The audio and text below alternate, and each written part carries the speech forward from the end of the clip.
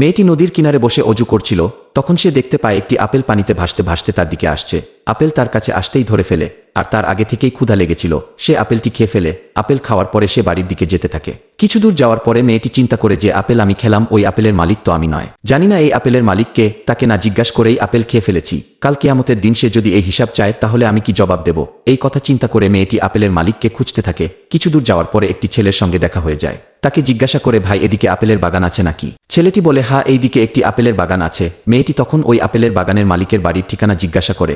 ছেলেটি তাকে বাগানের মালিকের বাড়ির ঠিকানা বলে দেয়। মেয়েটি ওই বাগানের মালিকের বাড়ির উদ্দেশ্যে রওনা হয়। এরপর মালিকের গেটের সামনে গিয়ে গেটের উপরে নক করে। তখন ভেতর থেকে একজন লোক গেট খুলে দেয়। মেয়েটি বলে, নদীর কিনারে আপেলের বাগানের মালিক আপনি নাকি? লোকটি বলে, জি আমি, বলুন কি হয়েছে? মেয়েটি বলে, আমি অজু করার সময় একটি আপেল পানিতে ভেসে এসেছিল।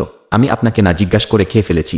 আপনি আমাকে মাফ করে দিন, না হয় আপেলের টাকা নিয়ে নিন। লোকটি বলে, মাফ করতে পারি, আমার ঘরের সমস্ত কাজ করতে হবে। মেয়েটি বলে, ঠিক আছে, লাস্টে যা হলো তা অবশ্যই দেখবেন, কিন্তু তা দেখার আগে ভিডিওটি লাইক করে দাও, চ্যানেলটি সাবস্ক্রাইব করে দাও। লাস্টে লোকটি মেয়েটির সঙ্গে খারাপ কাজ করতে চায়, কিন্তু মেয়েটির গায়ে হাত দিতেই সে নিচে পড়ে যায়।